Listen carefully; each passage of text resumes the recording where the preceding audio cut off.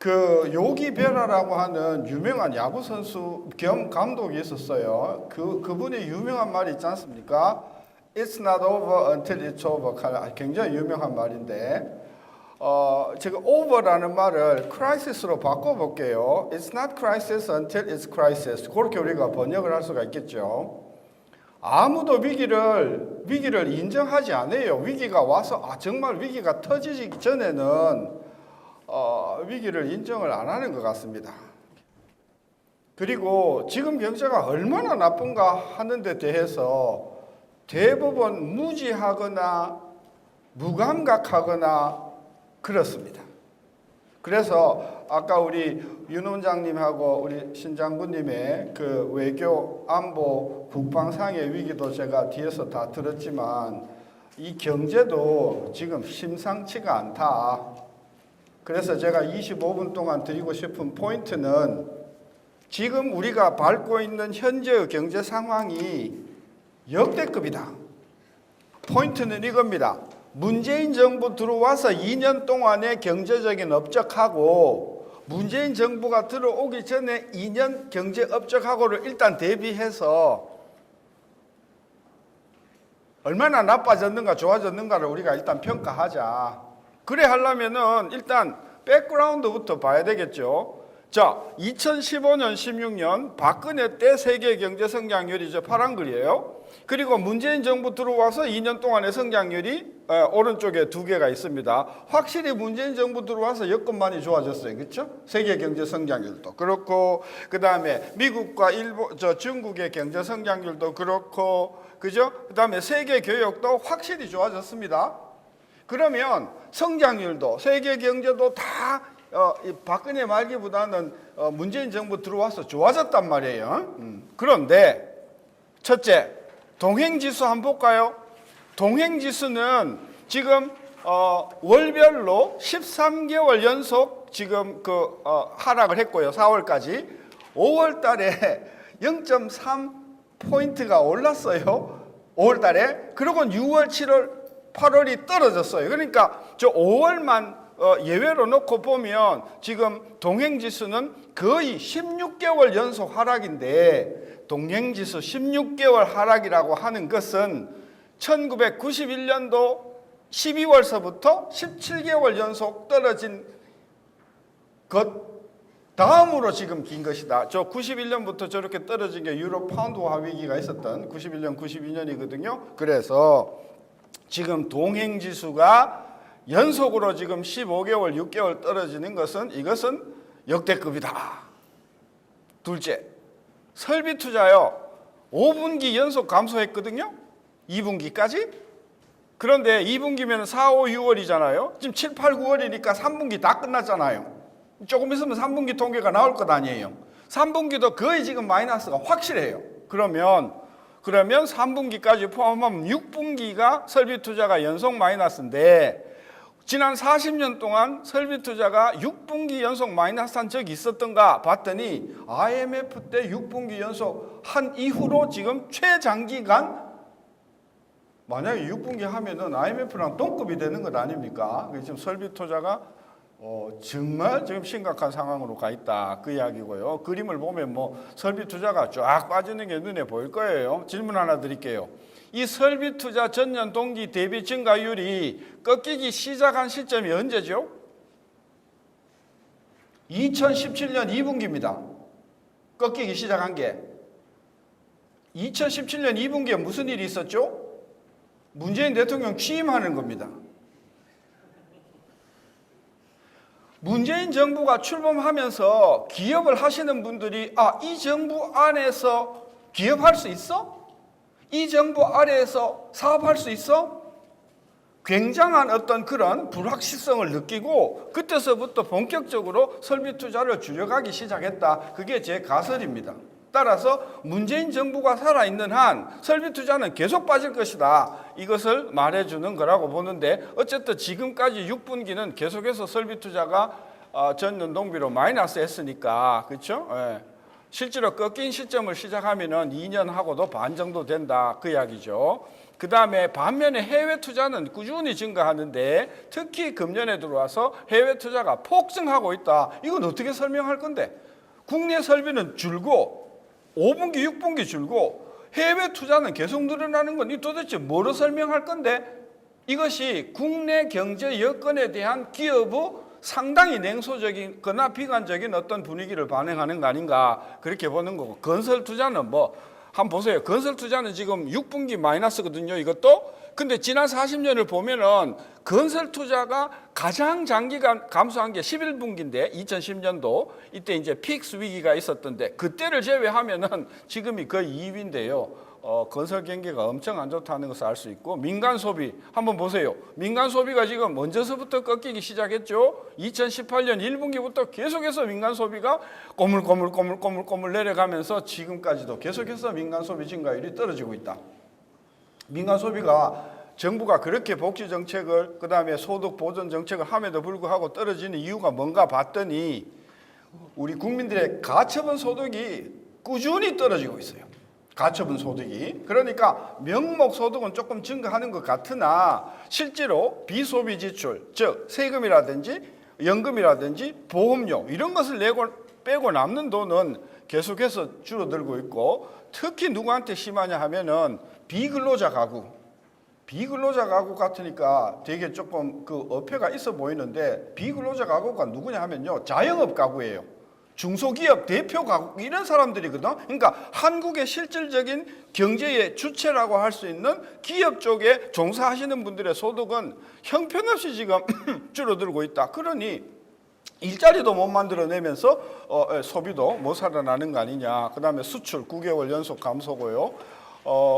지금 이번에 9월 달에 조금 있으면은 9월 통계가 나올 텐데 아마 9월도 지금 1일부터 20일까지가 마이너스 21%니까 뭐 9월도 확실히 네거티브라고 보고 금년 말까지 계속해서 수출은 마이너스로 간다고 보면 지금 이게 수출이 거의 13개월, 14개월 연속 마이너스가 될 텐데 이거 역대급 아닙니까?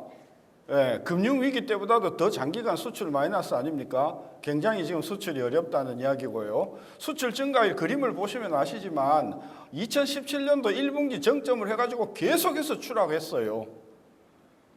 근데 제가 여기서 던지고 싶은 질문이 뭐냐 하면 문재인 정부가 들어왔을 때가 이 반도체 대박이었을 때거든요. 근데 반도체 대박 전에는 수출이 계속 비리비리했단 말이에요. 그러니까 문재인 정부가 들어왔을 때 다행히 반도체 대박 때문에 수출 경기가 좋아서 망정이지, 만약에 이때 반도체 특수가 없었다 하면은 우리 수출 부진은 이거 어제 오늘에 생긴 일입니까? 벌써 한 4, 5년 됐습니까?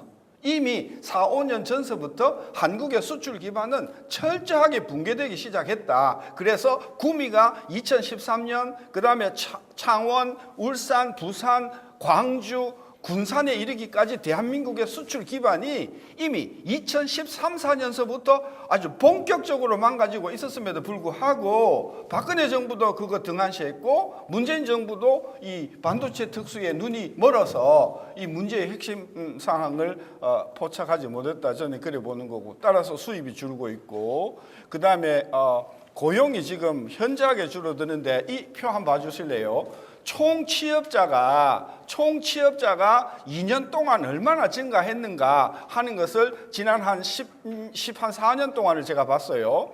2011년도 상반기가 2009년도 상반기에 비해서 2년 동안 78만 명 증가했어요. 2013년도는 68만 8천이 증가했어요. 2015년은 96만 6천이 증가했어요. 그런데 2017년도 상반기는 56만으로 줄더니 2019년도 상반기 최근에는 34만 9천으로 줄었단 말이에요. 그러니까 총 취업자의 증가 수가 문재인 정부 들어와서 현저하게 떨어졌고요. 60세 이하 취업자를 제외하고 보면 그러니까 60세 이상 취업자를 제외하고 60세 이하 취업자가 보면 61만 4천 증가, 32만 증가, 59만 증가, 12만 증가, 드디어 문재인 정부가 들어와서는 22만 명이 지금 줄어들고 있어요.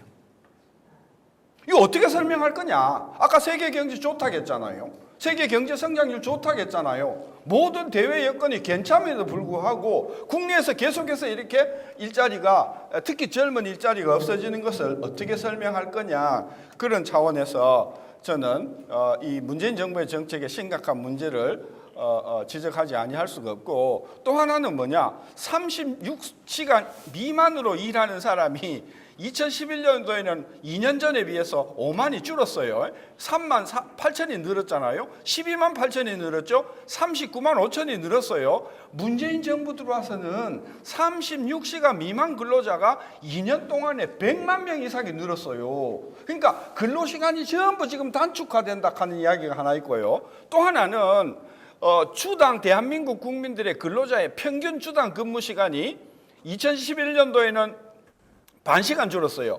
1시간 줄었어요. 0.1시간 줄었어요. 0.8시간 줄었잖아요. 문재인 정부 들어와가지고는요, 2,700만 근로자들의 평균 주당 근로시간이 몇 시간 줄었어요? 2.4시간 줄었어요. 그러니까 문재인 정부 들어와서 60세 이하 근로자도 많이 줄고, 근로시간도 많이 줄고, 그 다음에 이 36시간 미만 근로자는 폭발적으로 늘어나는 이런 아주 이상한 이 노동시장, 고용시장을 보여주고 있다, 이런 이야기죠. 그 다음에 기업의 그 경제 전망을 한번 보실래요? 보시면 금년도 들어와서 전 산업이 되었던, 제조업이 되었던, 비제조업이 되었던 최근에 들어와서 이 모든 기업의 실적들이 아주 급전직하로 떨어지는 것을 보실 수가 있고요.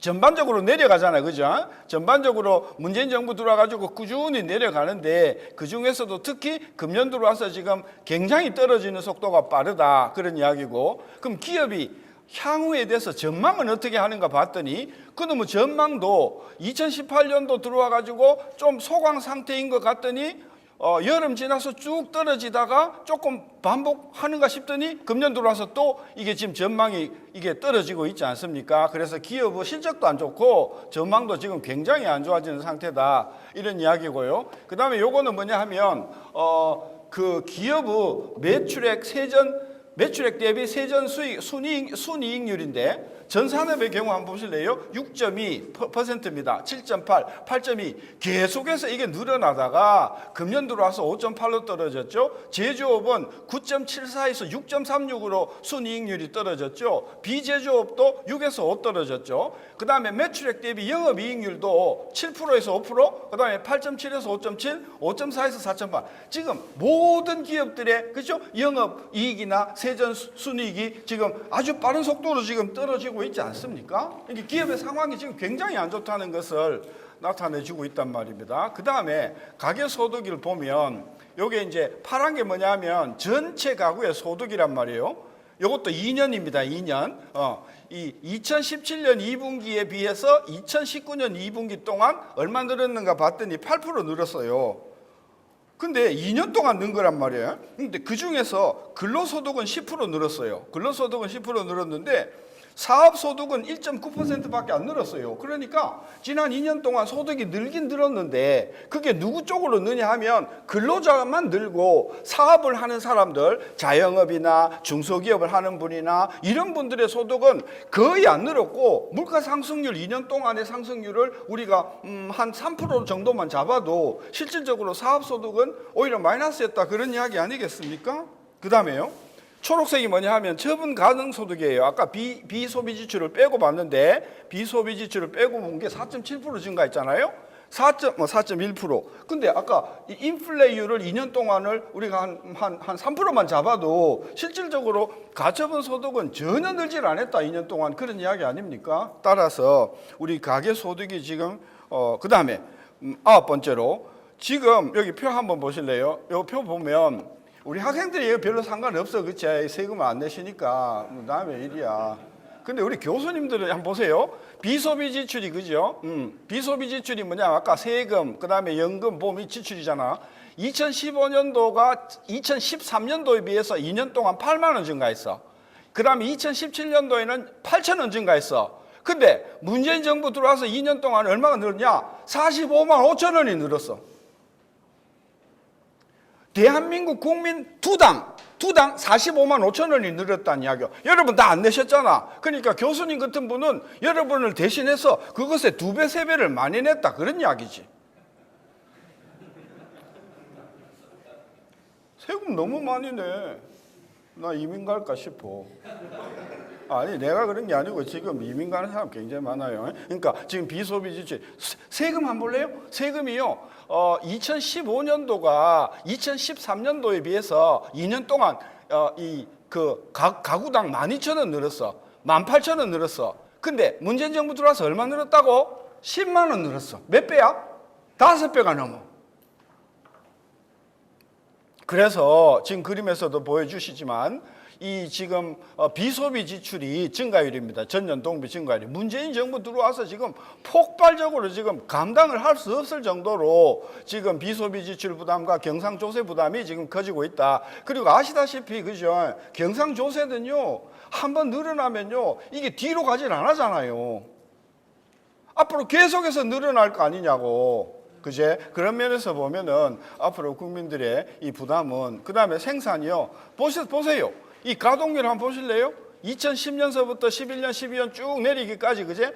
파란색은 1분기 가동률이고 빨간색은 2분기 가동률이거든요. 1분기, 2분기 가동률이 지금 올라가고 있어요, 내려가고 있어요. 언제서부터? 2010년서부터 가동률이 계속해서 지금 벌써 10년째 내려가고 있다니까?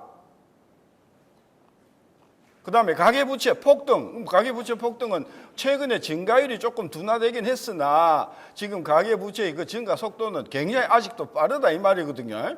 자, 그래서 우리 우리 국가미래연구원에서 이미 오래전에 우리 국민의 민생을 나타내주는 가장 좋은 지표가 없겠는가 해서 우리 국가미래연구원의 그 팀이 2010년이니까 벌써 9년 됐네요. 9년 전에 민생지수라는 것을 개발을 해서 지금 노무현 정부 때서부터 2004년서부터 소급해서 우리가 민생지표를 지금 작성하고 있습니다. 오늘 2분기 자료가 나왔어요. 지금 이 유인물에는 1분기 자료밖에 없는데 2분기 자료가 어제 나왔어요. 그 어제 나온 2분기 통계는 1분기 자료에 비해서 0.57 더 내려가요. 예, 그러니까 지금 여기 있는 87.85인가에서 57을 빼면 아마 28쯤 될 거예요. 87.28. 중요한 것은 숫자가 아니라 한번 보세요. 박근혜 정부 내내 민생지수가 떨어졌어요. 그래서 촛불혁명이 일어났을 2016년도 겨울은 그야말로 민생이 극도로 나빴어요. 문재인 정부 들어와가지고 초기에 조금 좋아지는가 싶었잖아요. 지금 문재인 정부 이 민생지수 떨어지는 속도는 박근혜 정부보다 훨씬 지금 나쁜 상태로 민생이 지금 악화되고 있지 않습니까? 저는 그래서 민주당에서 민생 그러길래 야 진짜 근데 한번 보라고.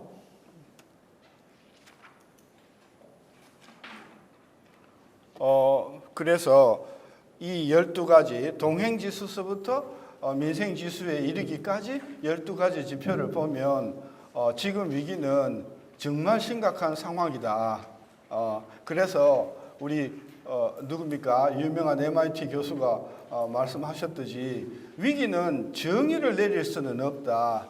그러나 딱 보면 미남인지 미녀인지 알 수 있는 거와 마찬가지로 정의는 내릴 수 없으나 우리 전문가들은 딱 보면 이게 심각한 위기다라고 하는 것을 알 수 있어서 지금 상황이 굉장히 위기고 이런 위기는 문재인 정부의 기본적인 철학과 이게 엮여 있기 때문에 최저임금이라든지 뭐 그러므로 이 정부가 있는 한 계속해서 경제는 반도체 특수 같은 특수 요인이 발생해 주지 않으면 계속해서 추락할 수밖에 없다는 결론이 나오는 것이고 죄송한데 여러분 졸업해도 직장이 별로 없을 것이다 이런 우리가 예측할 수 있는 것이죠. 감사합니다.